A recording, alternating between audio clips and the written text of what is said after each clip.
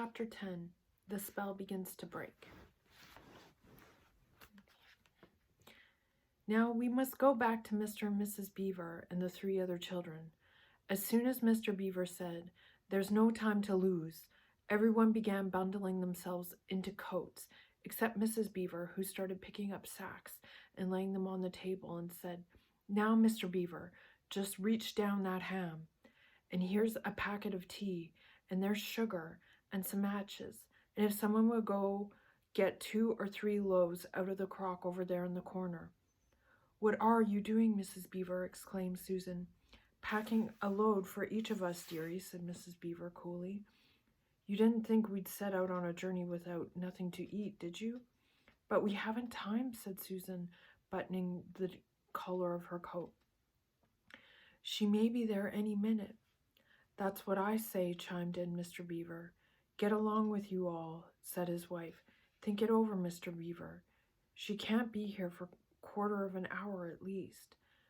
"But don't we want as big a start as we can possibly get?" asked Peter. "If we're to reach the stone table before her?" "You've got to remember that, Mrs. Beaver," said Susan. "As soon as she has looked in here and finds we're going, she'll be off at top speed."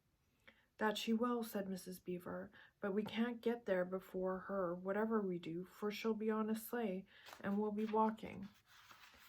"Then have we no hope?" said Susan. "No, don't you get fussing there, dear," said Mrs. Beaver. "But just get half a dozen clean handkerchiefs out of that drawer, 'cause we've got a hope. We can't get there before her, but we can keep under cover and go by ways she won't expect, and perhaps we'll get through." "That's true enough, Mrs. Beaver," said her husband, "but it's time we were out of this." "And don't you start fussing either, Mr. Beaver," said his wife. "There, that's better. That's 4 loaves, and the smallest for the smallest of us. That's you, my dear," she added, looking at Lucy. "Oh, do please come on," said Lucy. "Well, I'm nearly ready now," answered Mrs. Beaver at last, allowing her husband to help her into her snow boots. "I suppose the sewing machine's too heavy to bring?" "Yes, it is," said Mr. Beaver. "A great deal too heavy. And you don't think you'll be able to use it while we're on the run, I suppose?" "I can't abide the thought of that witch fiddling with it," said Mr. Beaver, "and breaking it, or stealing it, as likely as not." "Oh, please, please, please do hurry," said the 3 children. And so at last they all got outside, and Mr. Beaver locked the door. It'll delay her a bit," he said, and they set off, all carrying their loads over their shoulders. The snow had stopped, and the moon had come out when they began their journey. They went in single file, first Mr. Beaver, then Lucy, then Peter, then Susan, and Mrs. Beaver last of all. Mr. Beaver led them across the dam and onto the right bank of the river, and then along a very rough sort of path along the trees right down by the river bank. The sides of the valley, shining in the moonlight, towered up far above them on either hand. "Best keep down here as much as possible," he said. "She'll have to keep to the top if you couldn't bring a sleigh down here." It would have been a pretty enough scene to look at through a window from a comfortable armchair, and even as things were, Lucy enjoyed it at first. But as they went on walking and walking and walking, and as the sack she was carrying felt heavier and heavier, she began to wonder how she was going to keep up at all. And she stopped looking at the dazzling brightness of the frozen river with all its waterfalls of ice, and at the white masses of the treetops, and the great glaring moon, and the countless stars, and could only watch the little short legs of Mr. Beaver going pat, pat, pat, pat, pat, through the snow in front of her, as if they were never going to stop. Then the moon disappeared, and the snow began to fall once more.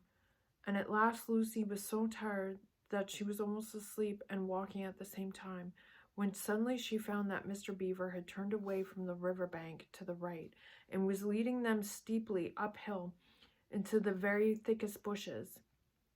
And then, as she came fully awake, she found that Mr. Beaver was just vanishing into a little hole in the bank, which had been almost hidden under the bushes until you were quite on top of it. In fact, by the time she realized what was happening, only his short, flat tail was showing. Lucy immediately stooped down and crawled in after him. Then she heard noises of scrambling and puffing and panting behind her. In a moment, all 5 of them were inside. "Wherever is this?" said Peter's voice, sounding tired and pale in the darkness. "I hope you know what I mean by voice sounding pale." Okay. "It's an old hiding place for beavers in bad times," said Mr. Beaver, "and a great secret. It's not much of a place, but we must get a few hours' sleep. If you haven't all been in such a plaguey fuss when we were starting, I'd have brought some pillows," said Mrs. Beaver. It wasn't nearly such a nice cave as Mr. Tumnus's, thought Lucy. Just a hole in the ground, but dry and earthy. It was very small, so that when they all lay down, they were all a bundle of cloths together, and what with that and being warmed up by their long walk, they were really rather snug. If only the floor of the cave had been a little smoother. Then Mrs. Beaver handed round in the dark a little flask out of which everyone drank something. It made one cough and shudder a little and snug the throat, but it also made you feel deliciously warm after you'd swallowed it, and everyone went straight to sleep. Okay. It seemed to Lucy only the last minute, though it was hours and hours later, when she woke up feeling a little cold and dreadfully stiff, and thinking how she would like a hot bath. Then she felt a set of long whiskers tickling her cheek, and saw the cold daylight coming in through the mouth of the cave. But immediately after that, she was very wide awake indeed, and so was everyone else. In fact, they were all sitting up with their mouths and eyes wide open, listening to a sound which was the very sound they'd all been thinking of, and sometimes imagining they heard during their walk last night. It was a sound of jingling bells. Mr. Beaver was out of the cave like a flash the moment he heard it. Perhaps you think, as Lucy thought for a moment, that this was a very silly thing to do, but it was really a very sensible one. He knew he could scramble to the top of the bank among bushes and brambles without being seen, and he wanted above all things to see which way the witch's sleigh went. The others all sat in the cave waiting and wondering. They waited nearly 5 minutes. Then they heard something that frightened them very much. They heard voices. "Oh," thought Lucy, "he's been seen. She's caught him." Great was their surprise when a little later they heard Mr. Beaver's voice calling to them from just outside the cave. "It's all right," he was shouting. "Come out, Mrs. Beaver. Come out, sons and daughters of Adam. It's all right. It isn't her." This was a bad grammar, of course, but that is how beavers talk when they are excited. I mean, in Narnia, in our world, they usually don't talk at all. So Mrs. Beaver and the children came bundling out of the cave, all blinking in the daylight and with earth all over them, and looking very frowsy and unbrushed and uncombed, and with the sleep in their eyes. "Come on," cried Mr. Beaver, who was almost dancing with delight. "Come and see. This is a nasty knock for the witch. It looks as if her power was already crumbling." "What do you mean, Mr. Beaver?" panted Peter, as they all scrambled up the steep bank of the valley together. "Didn't I tell you," answered Mr. Beaver, "that she made it always winter and never Christmas? Didn't I tell you? Well, come out and see." And when they were all at the top and did see, it was a sleigh, and it was reindeer with bells on their harness. But they were far bigger than the witch's reindeer, and they were not white but brown, and on the sleigh sat a person whom everyone knew the moment they set eyes on him. He was a huge man in a bright red robe, bright as holly berries, with a hood that had fur inside it and a great white beard that fell like a foamy waterfall over his chest. Everyone knew him because though you see people of this sort only in Narnia, you see pictures of them and hear them talked about even in our world. The world on this side of the wardrobe door. But when you really see them in Narnia, it is rather different. Some of the pictures of Father Christmas in our world make him look only funny and jolly. But now that the children actually stood looking at him, they didn't find it quite like that. He was so big and was so glad and so real that they all became quite still. They felt very glad, but also solemn. "I've come at last," he said. "She has kept me out for a long time, but I have got in at last. Aslan is on the move. The witch's magic is weakening." And Lucy felt running through her that deep shiver of gladness which you only get if you are being solemn and still. "And now," said Father Christmas, "for your presents. There is a new and better sewing machine for you, Mrs. Beaver. I will drop it in your house as I pass." "If you please, sir," said Mrs. Beaver, making a curtsy. "It's locked up." "Locks and bolts make no difference to me," said Father Christmas. "And as for you, Mr. Beaver, when you get home, you will find your dam finished and mended and all the leaks stopped, and a new gate fitted." Mr. Beaver was so pleased that he opened his mouth very wide and then found he couldn't say anything at all. "Peter Adamson," said Father Christmas. "Here, sir," said Peter. "Here are your presents," was the answer, "and they are tools, not toys. The time to use them is perhaps near at hand. Bear them well." With these words he handed to Peter a shield and a sword. The sword was the color of silver, and across it there ramped a red lion, as bright as a ripe strawberry at the moment when you pick it. The hilt of the sword was gold, and it had a sheath and a sword belt and everything it needed, and it was just the right size and weight for Peter to use. Peter was silent and solemn as he received these gifts, for he felt they were a very serious kind of present.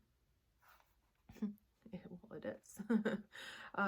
"Susan, Eve's daughter," said Father Christmas. "These are for you." And he handed her a bow and a quiver full of arrows and a little ivory horn. "You must use the bow only in great need," he said, "for I do not mean you to fight in the battle. It does not easily miss. And when you put this horn to your lips and blow it, then, wherever you are, I think help of some kind will come to you."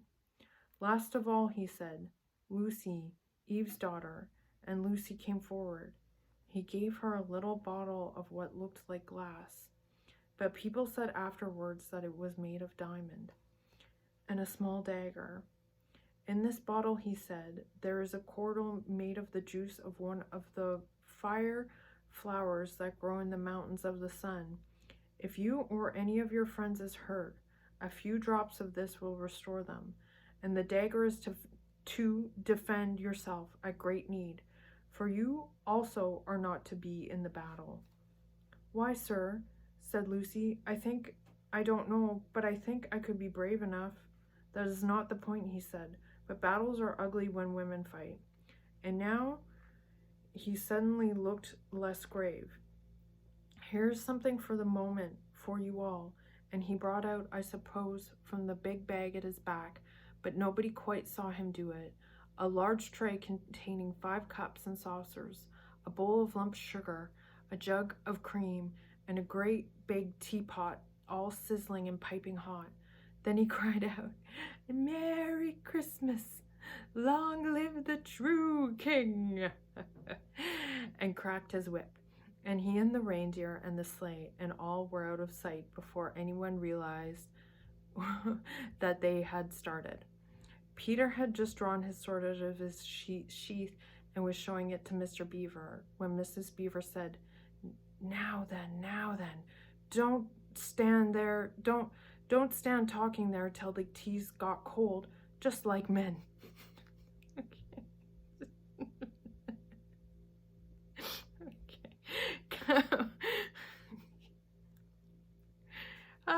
breakfast, said the beaver. Okay, come and help to carry the tray down and we'll have breakfast.